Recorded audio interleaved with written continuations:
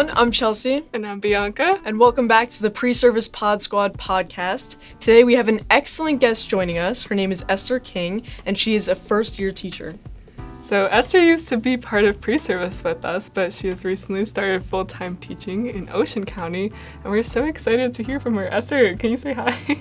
Hi, I'm Esther King. I teach 5th grade in an inclusive education classroom.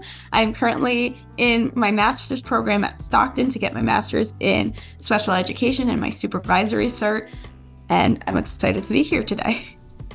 I'm really excited for this conversation because I feel like Esther was just in our shoes, still working through, undergraduate, and I think she can provide us with a lot of great experiences and advice because soon we're going to be transitioning into the same spot that she's in right now. 100%. I'm ready. Let's dive into this. Okay, so if you wouldn't mind just kind of telling us a little bit about your day. What does your day-to-day look like? I'm sure it's super packed and busy, but what does that look like for you? Typically, I wake up really early. I'm an early bird, so I wake up between 5 and 6. If I wake up at 5, I work out. If I snooze my alarm and wake up at 6, I still wake up and I leave my house around 6:30. I'll shower, get changed. I'm at school by 7. Our contract hours don't start till 8:30, but usually my prep isn't until the end of the day. So if I want anything ready before the day starts, I have to be there early. So I get there at 7. I do paperwork, make copies, grade papers, fill out any forms. We just finished report card season for our trimester, so that all was done in the morning. And then I start my day at 8:30 when the students arrive. I typically have the students come in, they quietly unpack, and they know exactly what they have to do. We go on our online program, iReady, every morning, first thing in the morning, so that there isn't a lot of commotion of asking, what do I have to do? Picking up something that they need to get from somewhere around the room, stuff like that. I have one 40-minute prep every day and then a 40-minute lunch every day, which usually I'm doing grading, copying, getting ready for the next day during both 80 minutes. And then I leave right at the end of contract hours. So students leave at 2:50. At 3 is when contract hours end, and I leave at 3. And then I get home by 3:30. I don't bring anything home with me.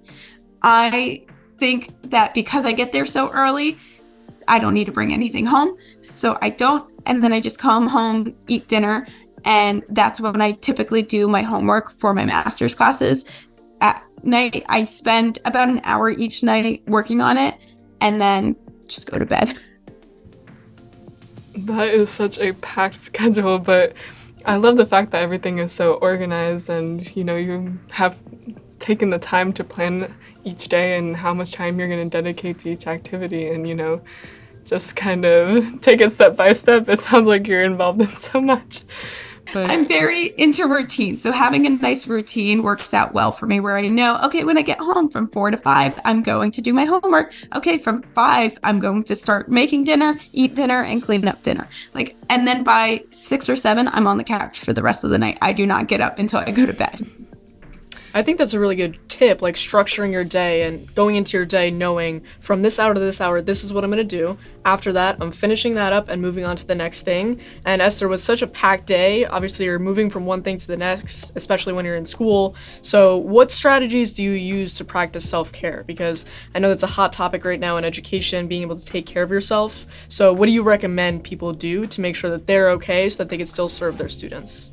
I think it's important to find what you prioritize for self-care. My main forms of self-care is I love moving, so working out, so getting that workout time in the morning, or if it's nice in the afternoon, I'll go for a walk, and spending time with my friends. And so I kind of like double dipping. So most of my friends are very close to me. I can call them up. Hey, are you free for a walk? That way I'm moving my body. I'm having time to talk with somebody and doing what I like to do. And that's very important. So if you like to sit on the couch and watch a movie, then do that. Make sure that you make time for that. And that is important, making time for the self-care.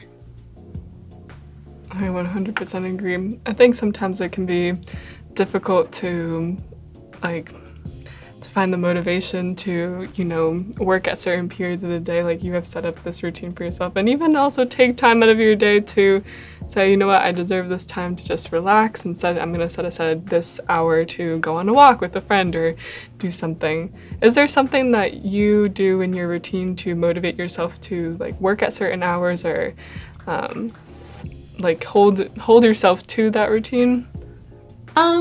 Yeah, for the most part, I kind of like motivate myself because it's something that I want. Like, I really want my master's degree. I really want to move my body, and I always know that I'll feel better after it's done. But I also think that it's important to give yourself some grace, where like if you really don't feel good that day and you're so tired after a long day, it's okay if like one day you come home and you can't do any of the things you set out to do.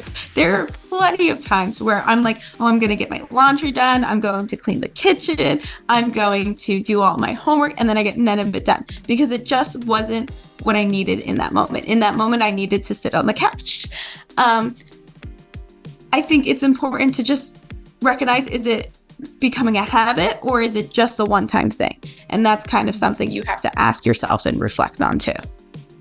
I think that's so important, like giving yourself grace and understanding that even though you might map out each day, it might not always work out to be how you planned, and that's okay. Every day is not going to be perfect, and I'm sure that in your first year of teaching, while you're also working towards a master's degree, there's just so much going on, but you kind of have some high expectations for yourself when you might feel like you need to be perfect and every day needs to go just as you planned it. So a question that I have for you is like, how do you address the pressure to be perfect, like a perfect teacher, and address the fear of making mistakes, while understanding that like not every day is going to go perfectly?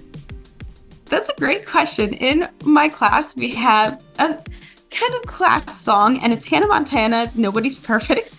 And every time I make a mistake, I bust out singing, everybody makes mistakes. And my kids grown at this point. They're like, oh, can we not do this again? But it's an important message for them to hear that they can make mistakes while watching me make mistakes. The main way that I deal with the pressure that is put on myself is allowing myself to learn from them. Like, okay, I made this mistake. How do I prevent it from next time? Because there are definitely many things that I look at and I'm like, oh, I can do better next time. For example, like math, I'll have them take a quiz and half of the students don't do well. And I'm like, oh no, what did I do wrong? And then I look at it and I'm like, okay, well, I can fix this now. And this is out of my hands and has to be fixed for next year when I teach it, something like that. And then the other thing is get to know your colleagues, because even those who have been teaching for 20 years are feeling the same pressure and seeing similar results. Recently, we did our middle of the year diagnostic scores, and I had some students who went down, and I was freaking out. I was like, what am I doing wrong?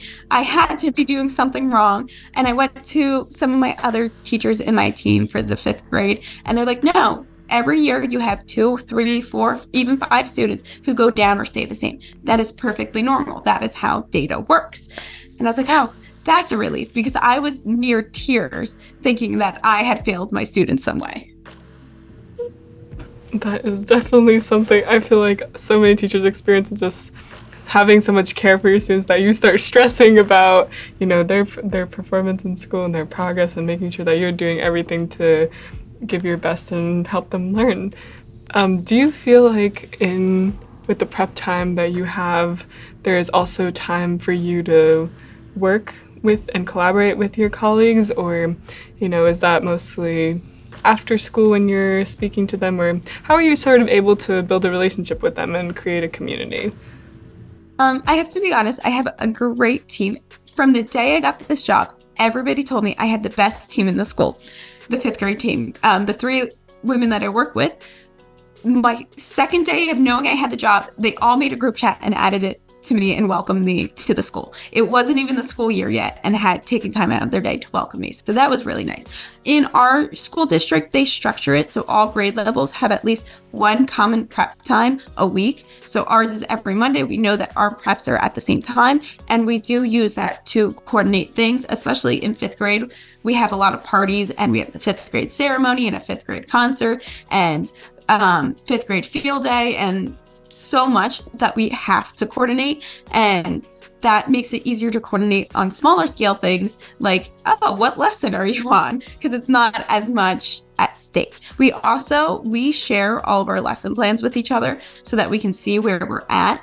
And if we find something that we like to use, we just send it to everybody else. They don't have to use it, but hey, I saw this for the poetry unit we're doing.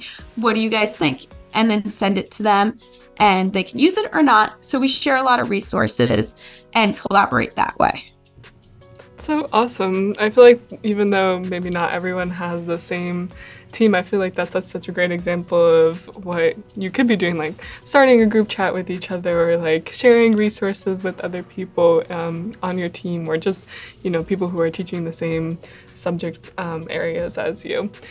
Do you feel that you also build relationships with your colleagues outside of school, or is it mainly you guys are like communicating and collaborating during school hours? I do spend time with them outside of school, but more in like a social way. Our school once a month has teacher happy hours, and I like to go to them because I like to get to know all the teachers I work with, not just in my grade level. And there's like an unspoken rule where you don't talk about school. So it allows you to get to know each other on a personal, social level rather than just who are you as a teacher. But we do also have teacher breakfasts, and that's in the school building once a month. We have a great social committee. And if anybody is a teacher and you're like, oh, I don't have these things, I want these things, how do I get them? Just start them. Like, send an email. Hey, in the teacher's lounge, I'm going to have breakfast at 8 a.m. I'll come to the teacher's lounge. And then you get talking that way. Hey, there's a happy hour at this restaurant on Friday. Why don't we all go after school? Just send it. The worst that can happen is people don't show up. But, and I know I say that very lightheartedly because I would be offended if people didn't show up. But at least one person's going to show up, and then at least one person in your building a little bit better. I liked how you talked about like advocating for yourself and your needs. It sounds like your school is amazing and you have a great team of people working around you. And I would think that there could be some other schools where maybe teams aren't that close and don't have that social time outside of school. So what other strategies do you recommend for someone who's trying to build that school community and a good positive school culture to encourage that collaborative aspect that you were talking about if it's not already in the school? Like, how can they kind of jumpstart that? I definitely have seen schools like that. Even though I'm teaching in the same district as I student taught in, the school that I student taught in didn't have the same type of collaboration between grade levels as a whole. I think just setting the tone and setting the example and like killing people with kindness, like just go out and do it. People will follow your lead, especially if you're doing it so happily and you're spreading the joy with it.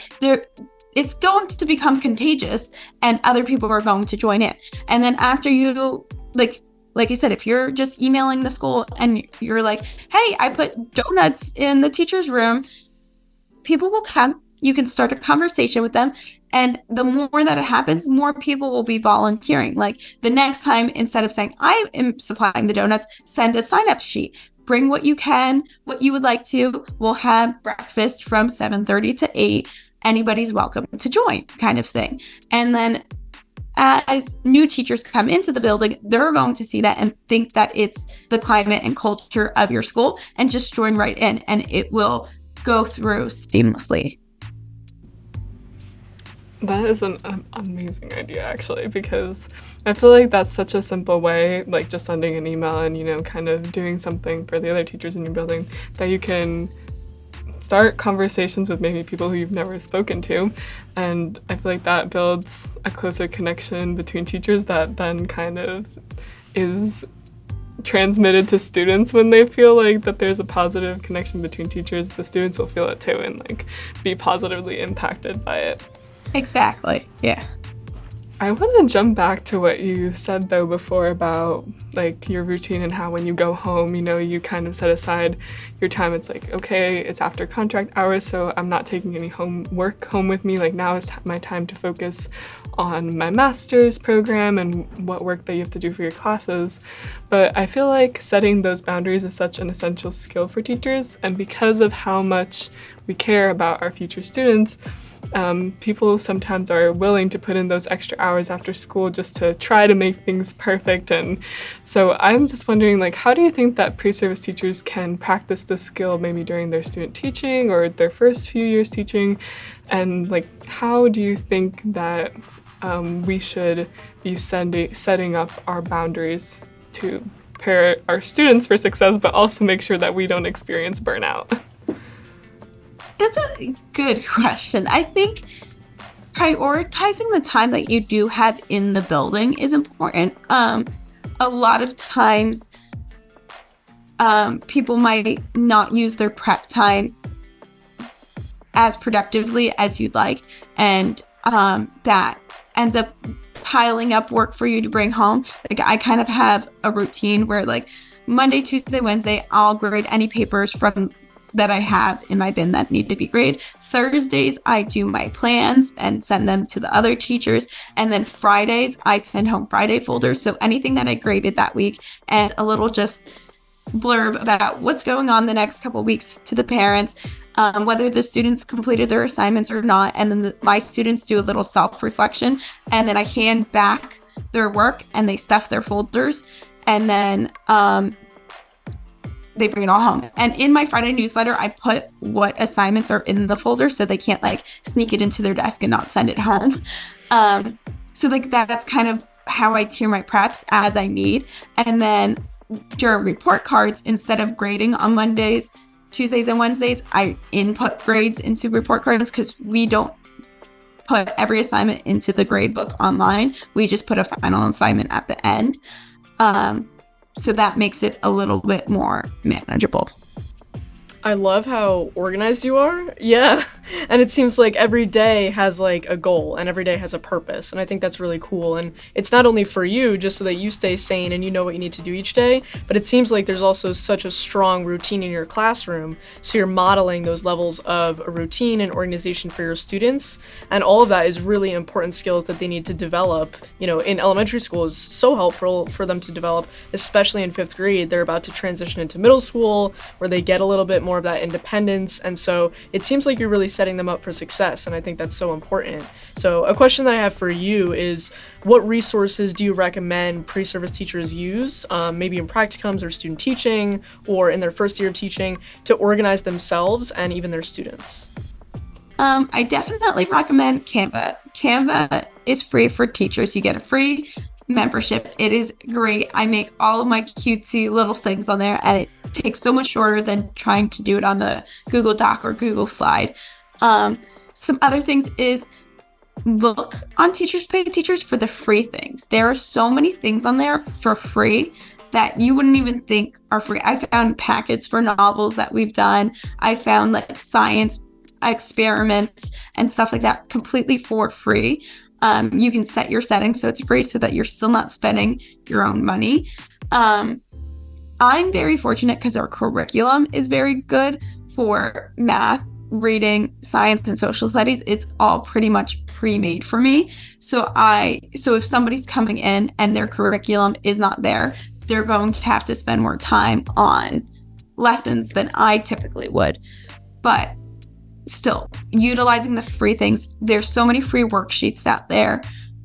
TikTok is a great way to find ideas for things because teachers will post everything. And a lot of the teacher TikToks post in their bios the free things that they made. So looking out for that too is really good.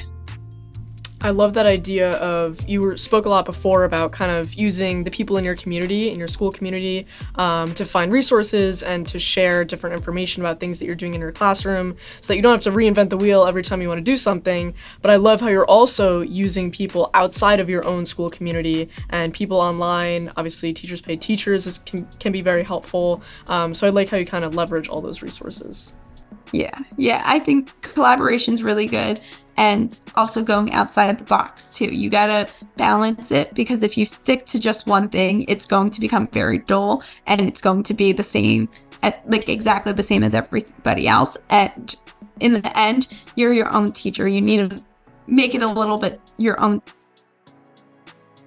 And I think all of these resources online would be extremely helpful if you want to change something in the future too. Like Canva is so user-friendly, and let's say you want to improve something, you want to go back to something that you did or made like a year or two ago, it's really easy to just update your resources and, print them out again, or use paid teachers to see what new things have been uploaded and sort of update your own worksheets and resource that you're using in class, which could be really helpful.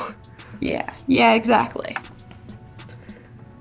So now to shift gears a little bit, I want to talk to you a little bit about your master's program. I feel like that's something we didn't touch upon yet, but I'm really interested. So tell us, what are you receiving your master's degree in, and what you're studying? So the main thing is special education, and that's the main courses I've been working on. I haven't done anything for my supervisory, even though that's in the future of it. I've taken 2 classes last fall and 2 courses this spring. The last fall's courses were mild behavioral disabilities, and the other one was development of the reader. And then this 2 courses is community and technology with disabilities and mild disabilities part 2. And so are those classes primarily online, or do you have to travel to a campus to take them? They're completely online. Stockton's master's program for anything in education is all completely online. Wow, that's really, really good. I feel like that makes it so much more accessible to be able to pursue a doctorate. Exactly, and that's why I can take the time whenever I feel like it's a good time to do it, as long as it's within my due dates. I'm sure that's a lot on your plate. You're adding a lot more to your workload. So how do you balance working towards your master's degree while still navigating the first year of teaching? I mostly keep them separate. Like when I'm at school, I'm not really thinking about what papers I have to do or what homework I have to do or anything like that. And then when I'm at home, I'm not thinking about what I have to do for the next day. I just let that be tomorrow's morning's problem when I come into the building. And a great way to keep them separate is making lists so that you can go back to refer to the list, because sometimes when we repeat thinking about something that's outside what we're currently doing is because we feel like we're going to forget what we have to do. So I keep a separate assignment list of what I have to do and when I have to do it. And then if I think of something that I need to do tomorrow morning, I'll write it down, and then that's the end of it. So just keeping them in their different bubbles. That's such a great organization tip too, though, is just having different lists for the different categories of your life, if you will, like for your teaching, for your master's program. And I feel like pursuing a master's degree is something very important because, you can get a higher salary from that, and you also gain such a stronger knowledge base. But I know for a lot of people, a lot of pre-service educators, it can be difficult to find ways to support yourself financially, to be starting off a new job and trying to go to school too. So do you have any tips of how you were able to find ways to find financial assistance for your master's degree, or just be able to fund this extra education that you are interested in pursuing? Yeah, so for my master's, I filled out my FAFSA like usual, and when I was filling out my FAFSA, it had no record of income for my teaching career that hadn't quite started. So it used my pre-graduate school income, which was low. And it also, once you turn 21, they don't consider your parents' income anymore. So they're looking at the paper and they're like, you only make $20,000 a year, your college is free. So they completely are paying for my master's degree through FAFSA. And how many years or semesters are going to go into that? I know you're in your first year now. What does the timeline look like for that? I'm thinking 5 semesters, so 2.5 years of courses. And I have considered summer courses, but FAFSA doesn't cover summer courses, so that would be out of my own pocket. So I just have to see financially if that's right for me at the time, whenever I'm ready to sign up.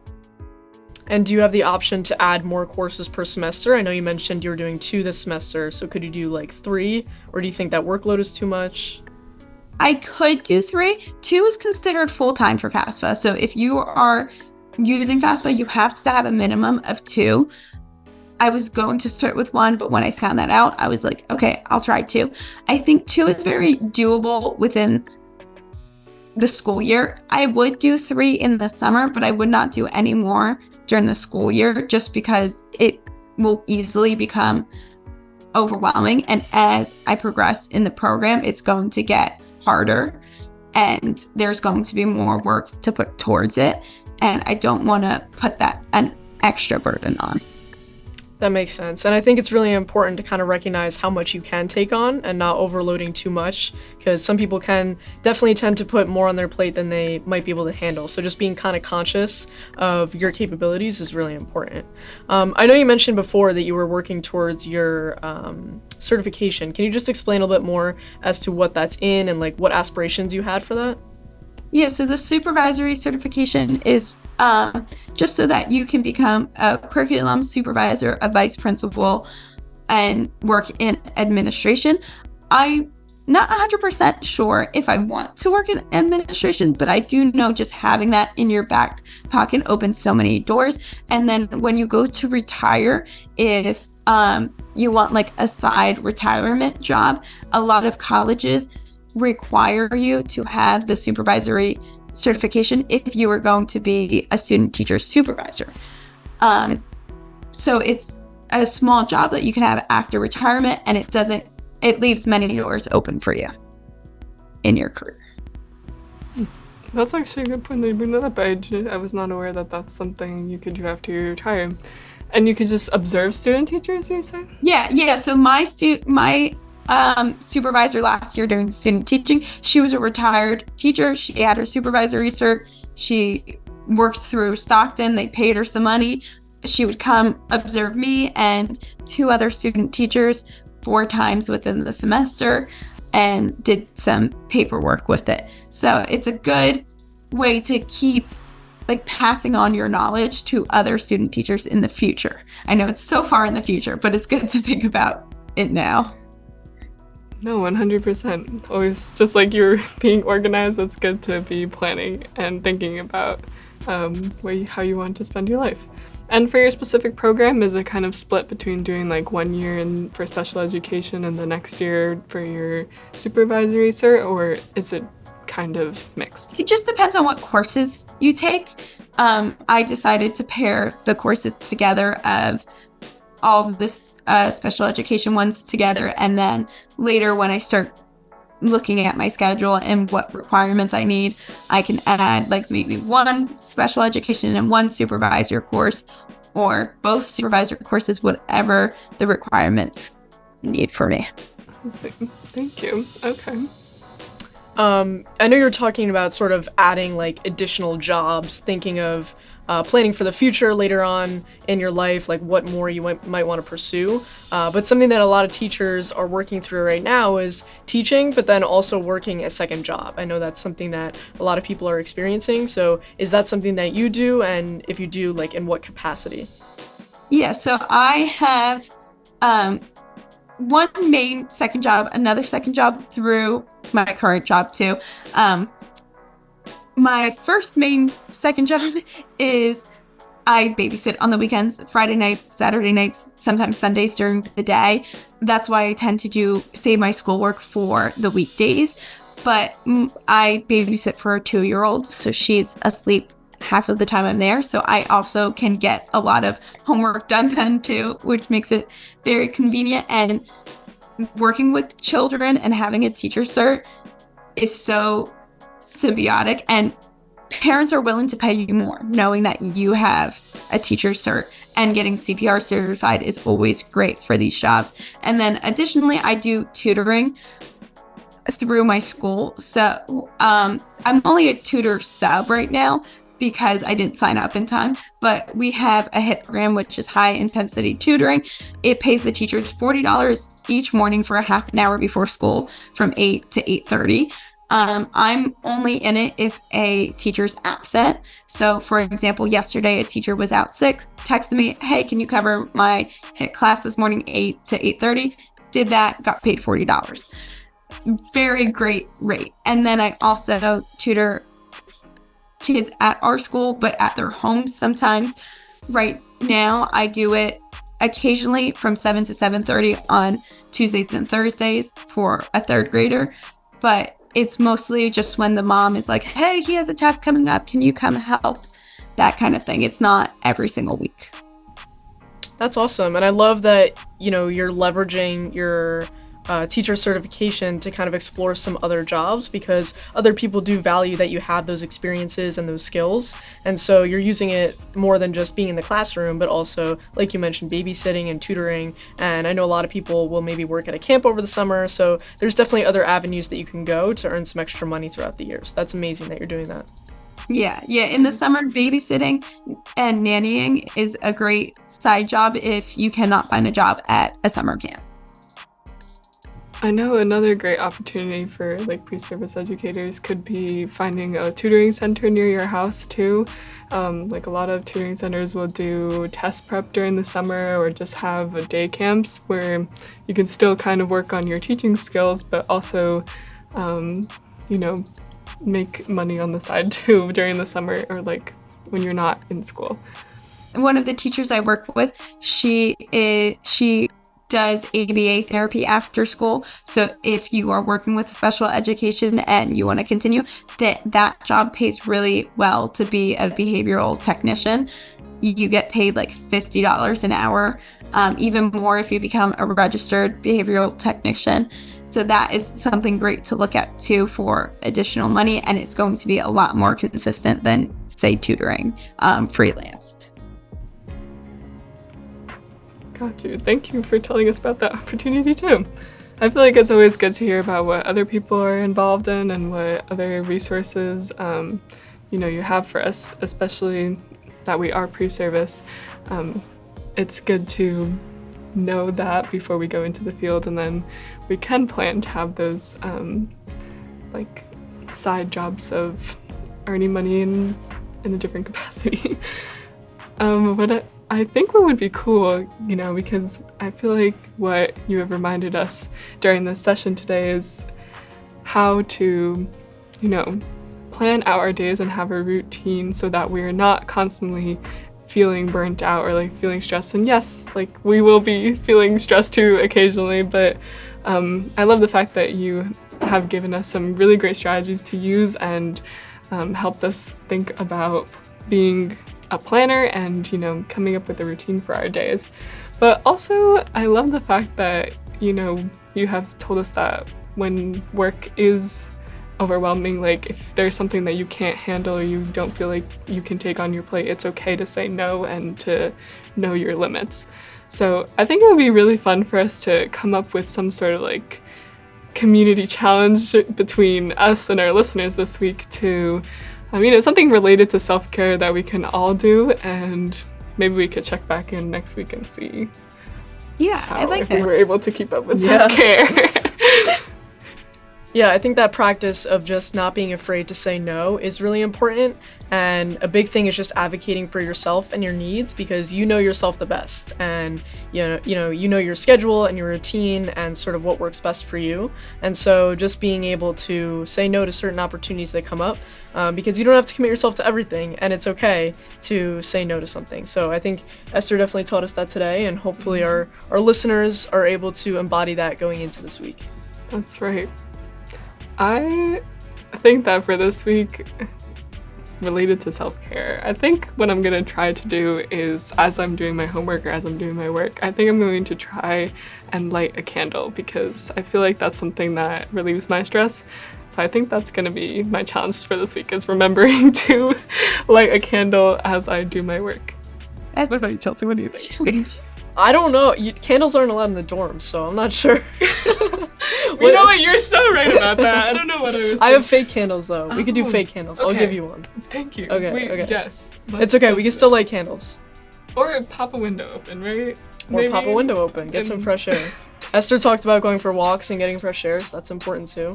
Yes, this weekend in New Jersey is going to be very beautiful weather, so get your walks in. I already planned on Saturday to take a walk. We should go on a walk. Okay. We should go on a walk. I'm so ready for that. That sounds like a great idea. Esther, what are you going to do for self-care this week? Well, I'm taking a walk on Saturday, and then Any other activities that we should know about though? I think on Friday, I'm going to the Galentine's Day, which is always self-care to me. It is spending time with my friends, so that's going to be a lot of fun. That sounds like a lot of fun. Yeah, I think we have some of those on campus too. We Some do. Valentine events. Yes. Cool. Well, thank you so much for joining us, Esther. This was so cool that we had the opportunity to speak to you, especially since you were a pre-service member with us, and now you have transitioned into that part of your career where you are an early career member, and it's your first year teaching. And I really enjoyed getting to hear about what your day looks like and how you manage your stress. Thank you for having me. You're definitely a big inspiration, Esther, so keep doing the amazing work that you're doing. I'm sure your students and their families appreciate it more than you realize, and we appreciate you for sharing your experiences, so thank you so much. Thank you for having me, guys. All right. Thank you so much for listening, everyone. We are so excited for our next main episode next week. We hope that this episode was resourceful and was able to maybe ease some stress about the first year of teaching, but also help you figure out how to manage your own stress as a first and second and third and fourth year teacher, and maybe avoid that teacher burnout that I feel like a lot of people are experiencing and communicating about on social media. Absolutely, that's massive. Thank you so much for joining us. We appreciate you being with us today. Definitely look out for more of these longer length episodes coming soon with guests who could really provide you with some important resources and information as you enter your first year of teaching and navigate your pre-service years. Look out for more Motivational Monday episodes too, releasing every Monday, where it's just me and Bianca. We're hanging out and providing you some motivation for the week. So thank you for joining us. That's right, and happy Thursday, everybody. Bye.